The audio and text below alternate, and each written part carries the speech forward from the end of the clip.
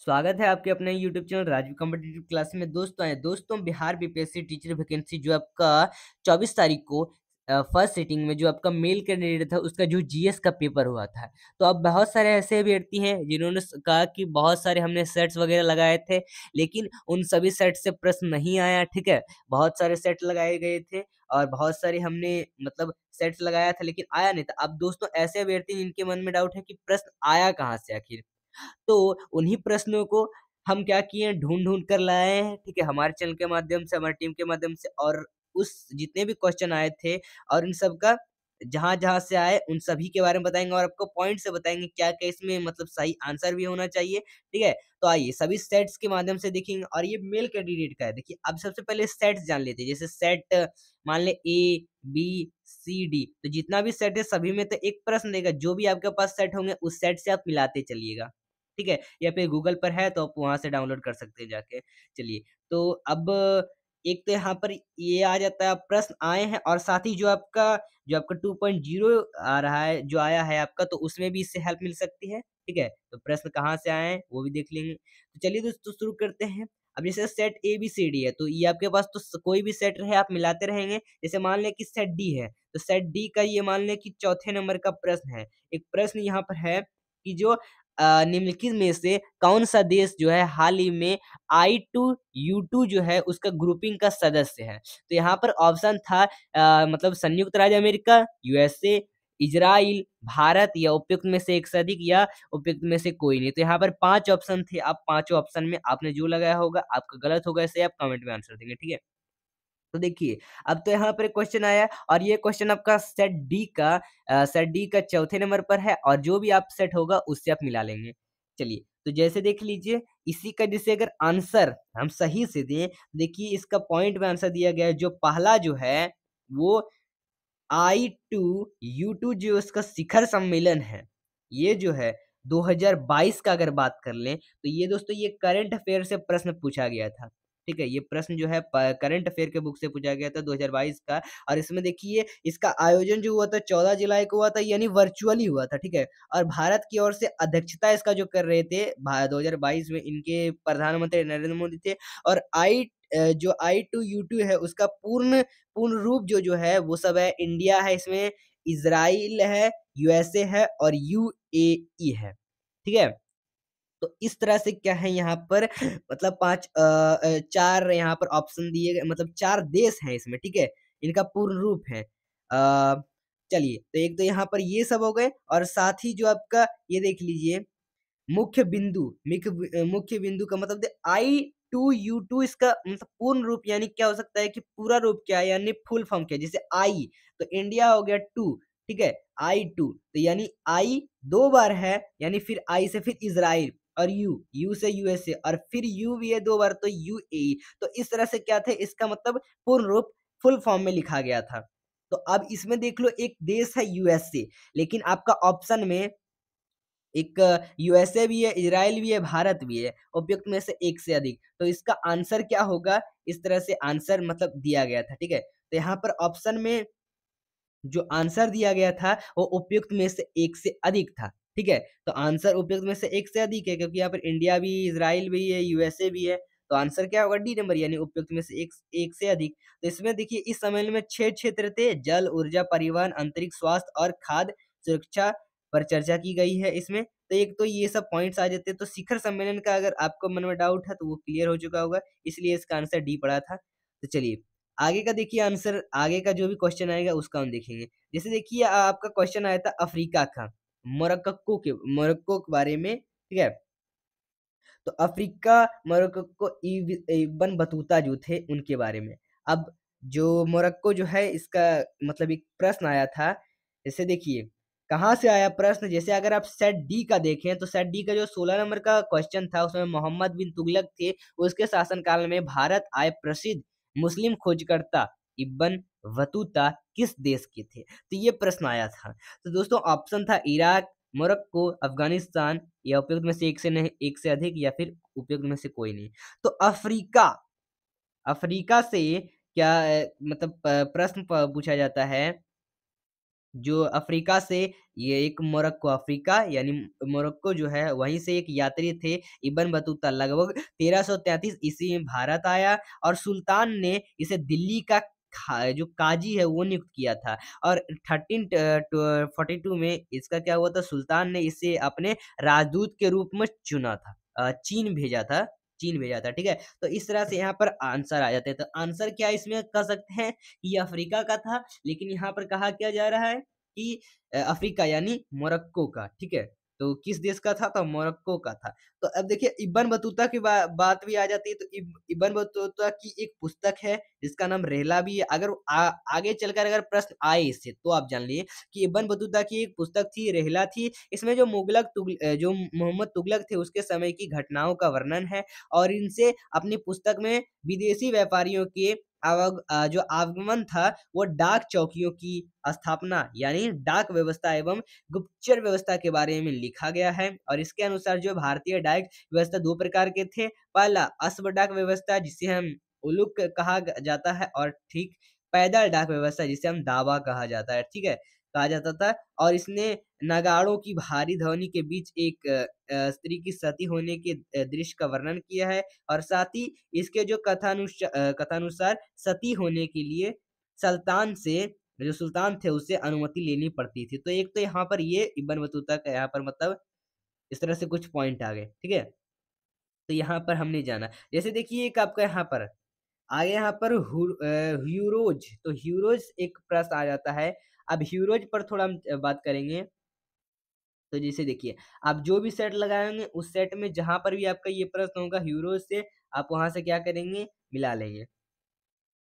तो चलिए देखिए इसमें कैसे कहा गया क्या जो हीरोज था उसने कहा था कि लक्ष्मीबाई की वीरता से प्रभावित होकर इन्होंने कहा था क्या कि मतलब जितने भी क्रांतिकारी है प्रभावित होकर कहा था कि जो क्रांतिकारियों में वह एक अकेली ही मर्द है ये लक्ष्मीबाई के बारे में हीरो क्या था एक अंग्रेज था ठीक है तो इस तरह से यहाँ पर आ जाते तो जो भी आपका सेट होगा उस सेट में जाके आप देखेंगे और वहां से आप क्या करेंगे मिला लेंगे तो चलिए आगे का देखिए कहा गया है यहाँ पर बाल गंगाधर तिलक के बारे में। बाल गंगाधर तिलक इनसे इनका जो जन्म हुआ था 23 जुलाई को हुआ था। तो इनके बारे में यहाँ पर दिया गया है 1856 को महाराष्ट्र के रतनगिरी में हुआ था। ठीक है? और इनको जो है तिलक ने 1893 में गणपति एवं 1895 में शिवाजी उत्सव मानना प्रारंभ किया था। ठीक है? और चलिए तो एक तो यहाँ पर ये बाल गंगाधर के बारे में बात आ जाती है और बाल गंगाधर जो तिलक थे वो पहले कांग्रेस नेता थे जिन्होंने देश के लिए कई बार जेल की यात्रा की थी और इनको जो है मॉडल जेल में 6 वर्ष काटने पड़े थे 1908 से 1914 में और तिलक को सजा सुनाने वाले जज का नाम था दावर अगर प्रश्न आए आगे तो आप इससे कर सकते हैं फिर जैसे देखिए कि भिखाजी रुस्तम कामा जो था वो भारतीय मूल के फ्रांसीसी नागरिक थे और जो जर्मनी के स्टुटगार्ट शहर में 22 अगस्त को 1907 को आयोजित 7वीं अंतर्राष्ट्रीय कांग्रेस में तिरंगा फहराने के लिए जानी जाती है और यह विदेशी धरती पर राष्ट्रीय ध्वज फहराने के लिए पहली घटना है। इनके माता-पिता जो है पारसी थे और इनके जो दादा भाई नौरोजी की निजी सचिव के रूप में भी काम की थी। तो यहाँ पर ये कुछ-कुछ ऐसे पॉइंट जो आपको बताए जा रहे हैं जो आपके आगे का जो प्रश्न है मतलब जो आपका आएगा, ठीक है? तो उसमें आ सकते हैं। साथ ही चलिए दोस्तों आगे देखते हैं ये कोमागाता मारू ठीक है तो एक कोमागाता मारू है अब कोमागाता मारू से प्रश्न आया था आपका तो इसमें क्या था कि ये क्या है एक जापानी जहाज को बाबा गुरुदत्त सिंह 1914 ईस्वी ने किराया पर लिया था और यह जो है जलयान 351 यात्रियों के साथ 26 सितंबर 1914 को हुगली पहुंचा बजवज नामक बंदरगाह पर जहाज पहुंचने पर तलाशी हुई और संघर्ष हुआ 18 यात्री मार दिए गए लगभग 25 यात्री घायल हुए थे ठीक है तो कामागाता मारू आपके बारे में ये जान लेना है चलिए आगे का प्रश्न देखते हैं आगे का प्रश्न बाल गंगाधर तिलक के बारे में जो मैंने को बताया था तो बाल गंगाधर तिलक ने स्व शासन प्राप्ति हेतु 28 अप्रैल 1916 को पूना में होम रूल लीग की स्थापना की थी और इसके अध्यक्ष तो होम रूल लीग की स्थापना आपको जान लेना है कौन की थी और साथ ही इसके अध्यक्ष जो थे वो जोसेफ जो इनका नाम सर और साथ ही यहाँ पर जोसेफ थे एक साथी इनका जो सचिव थे वो थे एनसी केलकर और तिलक ने अपने अखबार मराठा जिसे हम अंग्रेजी में था वो तथा केसरी यानी मराठी के माध्यम से होम रूल लीग की प्रचार प्रसार की थी चलिए और नमक सत्याग्रह अब यहाँ पर क्वेश्चन आ जाता है आपका नमक सत्याग्रह पर ठीक है? तो नमक सत्याग्रह पर आइए हम प्रश्न देख लेंगे। जैसे आपको एक नमक सत्याग्रह पर बात कर लेते हैं। तो नमक सत्याग्रह के दौरान हुआ क्या था, बिहार के लोगों ने नमक सत्याग्रह के साथ चौकी दारी जो कर है उसका विरोध करना शुरू कर दिया था, चुना था, ठीक है? तो नमक सत्याग्रह के दौरान क्या किया था बिहार के लोग ने, एक तो आपका इंडिगो क्रॉप और साथ ही चौकीदारी कर का भी विरोध करना शुरू किया था। तो ये कब के टाइम में? तो एक तो ये नमक सत्याग्रह के टाइम में, ठीक है? नमक सत्याग्रह के टाइम में, याद रखना है। तो ये क्वेश्चन आपका आया भी था इस बार। और साथ ही आगे प्रश्न आ जाता है एक गांधी इरविन के बारे में। तो 4 मार्च 1931 को गांधी इरविन पैक्ट हुआ था, जो आपको पता है 11 डिमांड थी इसमें। इसके बाद गांधी जी ने सविनय अवज्ञा आंदोलन स्थगित कर दिया था और जो गांधी जी है इरविन समझौता को दिल्ली समझौते के नाम से भी जाना जाता है और 1931 में सरदार वल्लभ भाई पटेल की अध्यक्षता में हुई कांग्रेस के कराची अधिवेशन में पंडित जवाहरलाल नेहरू के मूल अधिकारियों व एम.एन. राय ने नेहरू की मदद की थी और इसी अधिवेशन में गांधी इरविन पैक्ट को स्वीकार किया गया था एवं गांधी जी को द्वितीय गोलमेज सम्मेलन में भाग लेने की अनुमति प्रदान कर दी गई और इसी समय गांधी ने कहा था कि गांधी मर सकते हैं परंतु गांधीवाद नहीं। तो एक तो ये यहाँ पर आ जाती है पॉइंट, तो इससे भी प्रश्न भी आया है आपका, ठीक है? चलिए, और आगे कहता है अखिल भारतीय किसान सभा।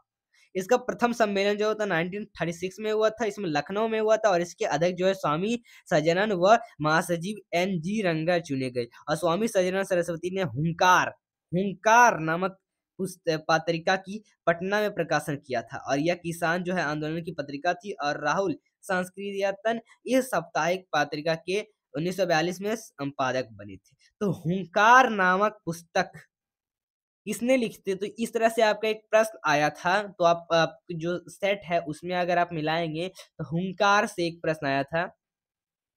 हुंकार नामक जो पुस्तक हो सकती है, हाँ, तो कौन लिखा था ये नाम आया था, ठीक है? मतलब क्वेश्चन आया था। तो आप क कहेंगे हुंकार नामक पत्रिका का पटना से प्रकाशन हुआ था। स्वामी सहजानंद सरस्वती ने इसका क्या किया था? क्या किया था इसका? मतलब इस पुस्तक को लिखा था। चलिए, तो इस तरह से इसको प्रश्न आए थे। हुंकार, ये जो अगर मान लें कि अगर आप सेट डी में देखते हैं तो सेट डी का जो 37 नंबर का क्वेश्चन है उसमें जाकर मिलाएंगे हुंकार हिंदी साहित्य पत्रिका के प्रकाशन कौन थे, तो ये थे आपके सहजानंद सरस्वती। चलिए, तो एक तो यहाँ से प्रश्न आ रहे हैं और आगे कहता है कि 1910 में टॉल्स्टॉय फर्म की स्थापना। इस फर्म की स्थापना जो है जर्मन शिल्पकार कार्ले बारमन की सहायता से जोहान्सबर्ग में की गई थी। तो इससे भी प्रश्न आए। फिर देखिए होम आंदोलन। होम रूल आंदोलन जो है 1946 में 1916 में हुआ था और इसके साथ जो इसके संबंधी लोग थे वो थे तिलक एवं एनी बेसेंट के। ठीक है, इसके संबंधी लोग थे और साथ ही अगर जान लो तो लखनऊ पैक्ट भी हुआ था। तो इससे तो प्रश्न आया नहीं, लेकिन यहाँ पर अगर आ सकता है तो लखनऊ पैक्ट के बारे में दिसंबर 1916 में हुआ था, कांग्रेस तथा मुस्लिम लीग के बीच समझौता हुआ था इसमें, ठीक है? चलिए, फिर सविनय अवज्ञा आंदोलन, तो इससे प्रश्न आए।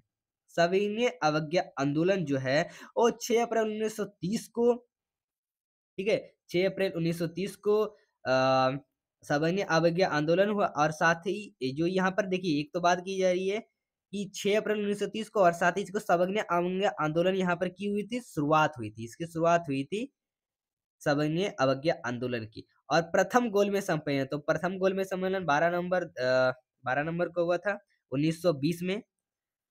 चलिए, आगे आ जाता है आपका इंडिया डिवाइडेड। महात्मा गांधी एवं बिहार डॉक्टर जो राजेंद्र प्रसाद थे वो सम रेमिनिस्ट्रेंस सत्याग्रह एंड जो चंपारण बापू था उसके कदमों में था। साथ ही 44वां क्या 44वां एक जो है 1929 में लाहौर लाहौर में हुआ और ये पंडित जो पंडित जे.एल. नेहरू थे, ठीक है? जे.एल. नेहरू और इसके जो पूर्ण स्वराज की मांग की थी इसने 44वां में 1929 में लाहौर अधिवेशन में।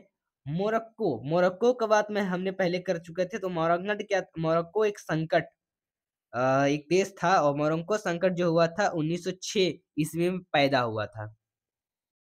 चलिए, आगे का प्रश्न देखिए क्या कहता है कि जैसे इस पृथ्वी का जो भिगनी ग्रह है कहते हैं, इस पृथ्वी को भिगनी ग्रह कहते हैं और यह घनत्व आकार एवं जो जो व्यास में पृथ्वी के समान है और यह पृथ्वी के सबसे निकट स्थित ग्रह है। इसके पास कोई उपग्रह नहीं है। चलिए, और साथ ही देखिए एक प्रश्न आया था, ये प्रश्न आया था, तो ये प्रश्न को आपको ध्यान से देखेंगे, ये प्रश्न कहा क्या गया है? इसमें जो प्रश्न आया था, इस प्रश्न को देख लेते हैं, ठीक है? तो ये प्रश्न जो है, अगर आपके जो भी सेट होंगे उससे आप मिलाइएगा, और ये प्रश्न आपका इम्पोर्टेंट है। यहाँ पर थोड़ा ये प्रश्न को इस तरह से घुमा के दिया गया है, और अगर आप चेक करते हैं तो आपका आंसर ठीक हो सकता है। चलिए, तो हम प्रश्न देख लेंगे ये कहाँ से आया था।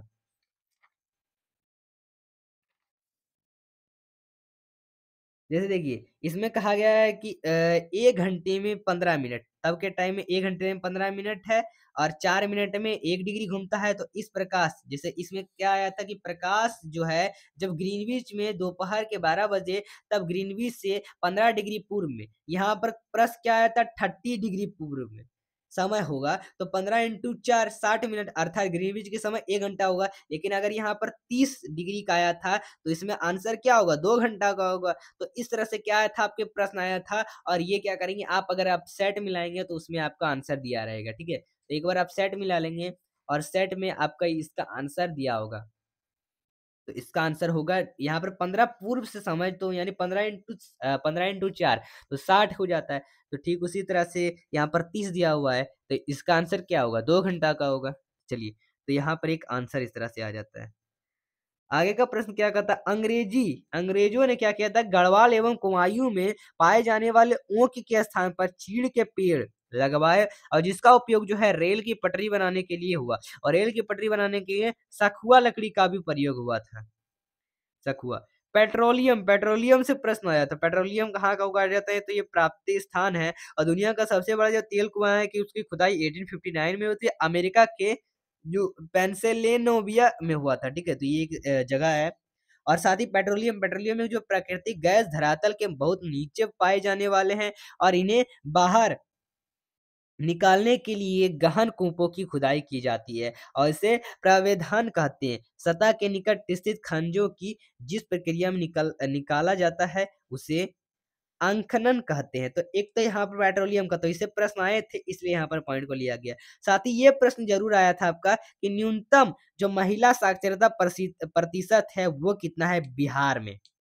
तो ये प्रश्न, यहाँ पर तो 5 राज्य दिए गए हैं, लेकिन प्रश्न आपका बिहार का बिहार का कुल महिला साक्षरता दर तो जो था, वो था 51.5% का था।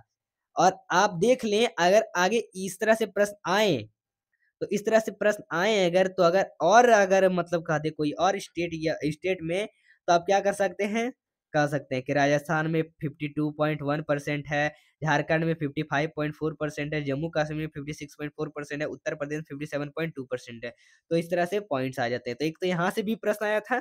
साथ ही देखिए, आपका पारिस्थितिक तंत्र में जीविकीय घटक 3 है, इसमें एक उत्पादक आ जाता है। उत्पादक क्या है, उस इसके अंतर्गत जो है सभी हरे पौधे आते हैं, और हरे पौधे को प्राथमिक उत्पादक माना जाता है, और इनका कार्य जो था वो संपूर्ण पारिस्थितिक तंत्र के लिए भोजन उत्पादन तथा ऊर्जा संचयन करना है, ठीक है? और साथ ही प्रथम श्रेणी को उपभोक्ता या प्राथमिक उपभोक्ता, इस श्रेणी के जो अंतर्गत जीवधारी आते हैं, जो प्राथमिक उपदाओं अथवा हरे पौधे से अपना भोजन प्राप्त करते हैं, और ये शाकाहारी होते हैं, जैसे गाय, बकरी, हिरन, बंदर, हाथी, जिराफ, चूहा, तो ये सब।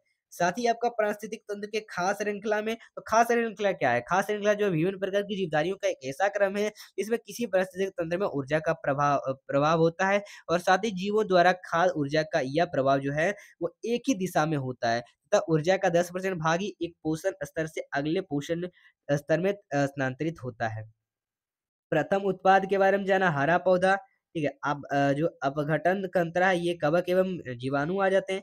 खाद्य जाल क्या है? ये एक प्राकृतिक खाद्य श्रृंखला एक सीधी कड़ी के रूप में नहीं होती है। ये एक पारिस्थितिक तंत्र की सभी खाद्य श्रृंखलाएँ कहीं न कहीं आपस में संबंधित होती है, और साथ अर्थात एक जो है खाद्य श्रृंखला जो है, वो जीवधारियों का संबंध दूसरी खाद्य श्रृंखला के जीवधारियों के साथ होता है, और इस प्रकार अनेक खाद्य श्रृंखला के पारस्परिक संबंध को हम खाद्य जाल कहते हैं। ठीक है? तो खाद्य जाल ये है।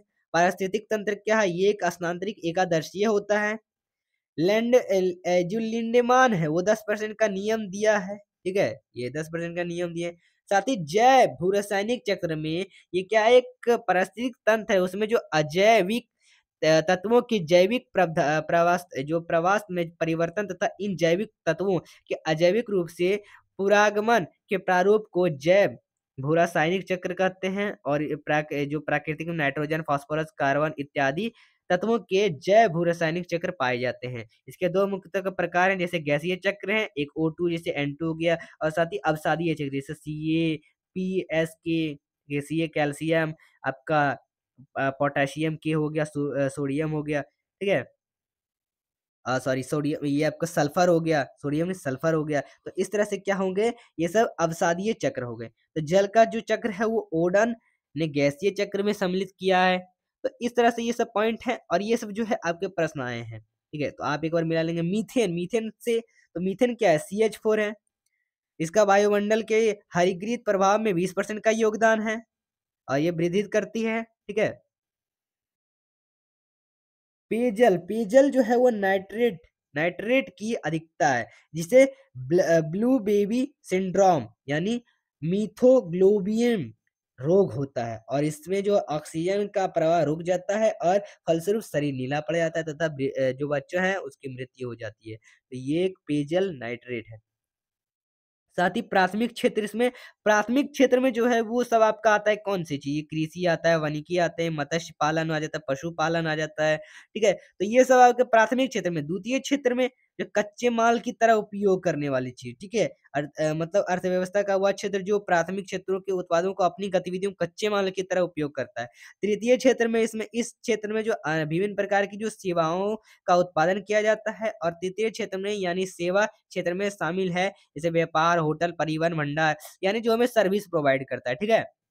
और इसमें पहला क्षेत्र में यानी फर्स्ट में आपका वो सब चीजें जैसे कृषि, ये सब आपके मत्स्य पालन, ये सब आपका आ जाता है।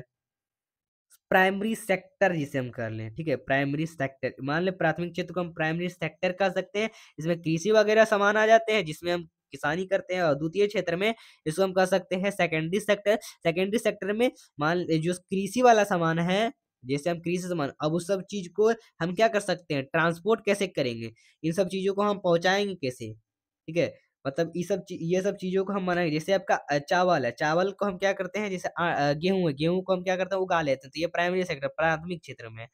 और द्वितीय क्षेत्र में उसको हम ले जाएँगे, द्वितीय क्षेत्र में क्या आपका मिल वगैरह है, अब उसी गेहूँ को मिल के पीस देगा, पीसेगा तब ना आटा बनेगा। उसके बाद ये आपका है तृतीय क्षेत्र, अब ये सर्विस प्रोवाइड करेगा। वो जो आटा है, वो आटा को अब पूरे देश के हर लोगों के पास पहुँचाएगा, तो ये सर्विस है। दीनदयाल उपाध्याय, दीनदयाल उपाध्याय ग्रामीण कौशल योजना, इससे प्रश्न आए। तो दीनदयाल उपाध्याय जो है वो ग्रामीण कौशल योजना, इसका क्या है, इसको हम कहते हैं DDU-GKY। ठीक है? 25 सितंबर 2014 को भारत सरकार द्वारा गरीब परिवारों के 15 से 35 वर्षों के ग्रामीण युवाओं के कौशल विकास और उत्पादन क्षमता के विकास पर बल देने के लिए दीनदयाल उपाध्याय ग्रामीण कौशल योजना की शुरुआत की गई थी और इस योजना का क्रियान्वयन ग्रामीण विकास मंत्रालय द्वारा किया गया था। इस योजना के माध्यम से 576 घंटे यानी 3 माह से लेकर 23 4 घंटे 12 माह की अवधि वाली प्रशिक्षण परियोजनाओं के लिए वित्त पोषण किया जाता था। ठीक है? और फिलहाल यह योजना 33 राज्यों केंद्र शासित प्रदेशों के 610 जिलों में कार्यान्वित की गई है। चलिए, तो एक तो दीनदयाल ये आ जाते हैं और किसी बर्तन, अब जैसे अगर बात कर लें, किसी बर्तन में अगर पानी भरा है और उस बर्तन पर जो है उस पर बर्फ तैर रही है, जब बर्फ पूरी तरह पिघल जाएगी तो पानी का तल जो है बढ़ता नहीं है, पहले के समान ही रहता है। अब जैसे कि देख लो पारदर्शी, पारदर्शी क्या है? पारदर्शी पदार्थ जैसे प्रकाश के रंगों का अपवर्तनांक बढ़ता जाता है, वैसे-वैसे उस पदार्थ में उसकी चाल कम होती जाती है और वैसे काँच में बैंगनी रंग के प्रकाश का वेग सबसे कम तथा जो अपवर्तनांक सबसे अधिक होता है और तथा लाल रंगों का वेग जो सबसे अधिक एवं अपवर्तनांक सबसे कम होता है। पारदर्शी। विद्युत, विद्युत विभव, यहाँ से भी प्रश्न है। इलेक्ट्रिक पोटेंशियल, इलेक्ट्रिक पोटेंशियल जो है किसी धनात्मक आवेश का अनंत से विद्युत क्षेत्र के किसी बिंदु तक लाने में किया जाता है, यानी W वाट आवेश के मान से Q के अनुपात यानी रेशियो को उसका क्या कहते हैं, इलेक्ट्रिक पोटेंशियल। अब इलेक्ट्रिक पोटेंशियल, अब एक इसी के साथ आ जाता है आपका पोटेंशियल डिफरेंस। विभवांतर, विभवांतर क्या है? एक कूलम, कूलम जो है वो धनात्मक आवेश को विद्युत क्षेत्र में एक बिंदु से दूसरे बिंदु तक ले जाने में किए गए कार्यों को उन बिंदुओं के माध्यम से विभवांतर कहते हैं और इसका जो मात्रक है वो वोल्ट होता है और यह एक अदिश राशि है। और इसी से देखिए आपका क्वेश्चन भी बनेगा, एक कन्वीनियंस ऑफ रेसिस्टेंट आ जाता है, वोल्टमीटर, यही तो है प्रश्न, यही वोल्टमीटर से आपका प्रश्न आया था। ठीक है, तो वोल्टमीटर का जो प्रयोग है परिपथ की किन्हीं दो बिंदुओं के लिए बीच विभवांतरित मापने के लिए किया जाता है और इसे परिपथ में सदैव समांतर क्रम में लगाया जाता है। इसका जो आदर्श जो है वोल्टमीटर का प्रतिरोध अनंत होता है। एमीटर और वोल्टमीटर में क्या मतलब डिफरेंस कर लें। एमीटर होता है, एक वोल्टमीटर होता है। इलेक्ट्रिक चार्ज का जो एसआई यूनिट होता है एमीटर होता है, ठीक है, और एक वोल्टमीटर। तो वोल्टमीटर और एमीटर में क्या डिफरेंस है, तो यह एक जो है किसी विद्युत परिपथ धारा का परिवर्तन को एम्पियर मापता है और यह किसी जो है विद्युत परिपथ के किन्हीं दो बिंदुओं के बीच की विभवांतर को वोल्ट में मापता है। फिर से देखिए एमीटर, यह जो है विद्युत परिपथ के श्रेणी क्रम में जोड़ता है और साथ ही यह जो विद्युत परिपथ के जो समांतर क्रम है उसमें जोड़ता है। चलिए, तो ये सब आ जाते हैं। अब जैसे एक आपका ग्लैव्नोमीटर है, यह एक ग्लैव्नोमीटर है, यह एक जो समांतर क्रम में कम मान का एक प्रतिरोध अर्थात शंट होता है वो लगा होता है और उसमें जो है एक ग्लैव्नोमीटर यह भी है जिसके श्रेणी क्रम में उच्च मान का प्रतिरोध लगाया जाता है ताकि इसका प्रतिरोध बहुत अधिक हो जाए। एक मैग्नेटिक फील्ड होता है। अब मैग्नेटिक फील्ड क्या है, जैसे चुंबक के चारों ओर वह क्षेत्र जिसमें चुंबक के प्रवाह का अनुभव किया जाता है उसे हम मैग्नेटिक फील्ड कहते हैं। तो मैग्नेटिक फील्ड हो गया। चलिए, एमीटर, एमीटर जिसे मैंने आपको बताया था इसको जो है विद्युत धारा को मापने के लिए किया जाता है, यानी ये एसआई यूनिट है इलेक्ट्रिक चार्ज का। पोटेंशियोमीटर, पोटेंशियोमीटर क्या है, यह एक जो विद्युत वाहक बलों की तुलना करने में लघु जो है प्रतिरोधों को मापने में तथा वोल्टमीटर व अमीटर को कैलिब्रेशन में काम आता है। साथ पीएच स्केल क्या है, पीएच मान, पीएच स्केल कितना होता है मैंने आपको पहले वीडियो में बताया था 1 से 47 जो होता है न्यूट्रल होता है, बाकी बात जो 7 से कम के होते हैं एसिड के होते हैं, 7 से ज्यादा के होते हैं वो सब बेस के होते हैं। चलिए, तो पीएच मान जैसे जैसे आपका क्वेश्चन रहता है रक्त का पीएच मान क्या है, तो रक्त का पीएच मान होता है 7.4, ये प्रश्न आया था आपको 1 to 5 में। चलिए, तो याद रखना और भी जो पीएच मान है उसका भी जान लो। अगर समुद्री जल का 8.4, रक्त का 7.4, लार जो आपका मुंह से निकलता है 6.4, दूध दूध का जो है वो 6.4 होता है, मूत्र जो उसका 6 होता है, शराब का 2 होता है, सिरका का 2.4 और नींबू का होता है 2.2। तो ये पीएच स्केल है, ठीक है। चलिए, आगे हम जानते हैं आनुवंशिका। आनुवंशिका क्या है, वे लक्षण जो पीढ़ी दर पीढ़ी संचारित होते हैं उसको हम आनुवंशिका लक्षण कहते हैं, ठीक है। फिर अंडाशय ओवेरी, इसमें जो है निम्न हार्मोन का स्राव होता है जैसे एस्ट्रोजन, ठीक है। अंडाशय ओवेरी जिसको हम कह लें, अंडाशय जो आपका हो गया।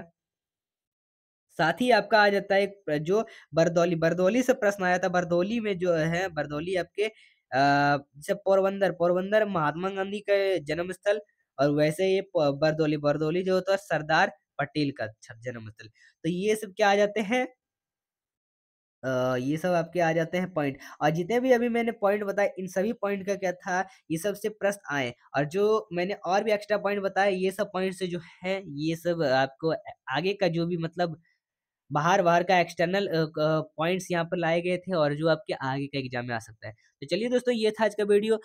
वीडियो पसंद है वीडियो को लाइक करें, अपने चैनल को सब्सक्राइब करें, आगे का जो भी नोटिफिकेशन होगा उसको क्लिक करें। और अगर आप इसका पीडीएफ चाहते हैं तो आप क्या कर सकते हैं, हमारे मेंबरशिप को ज्वाइन कर सकते हैं। उसके बाद आपको अबाउट में जाकर हमारे चैनल का आपको एक नंबर दिखेगा और उस पर जाके आप मैसेज कर सकते हैं और आप स्क्रीनशॉट लेके भेजेंगे। चलिए, मात्र आपको 89 रुपीज़ और एक बार जॉइन कर लेंगे उसके बाद मैम आप क्या करेंगे स्क्रीनशॉट लेके भेजेंगे तो आपको ये क्या किया जाएगा, फ्री में पीडीएफ प्रोवाइड किया जाएगा और डेली पीडीएफ प्रोवाइड किया जाएगा। अगर आप जो भी आप क्लास में मतलब जो भी आप प्रिपरेशन कर रहे हैं जिसके लिए भी, ठीक है, तो उसके हिसाब से। तो चलिए फिर मिलते हैं अगले वीडियो के साथ।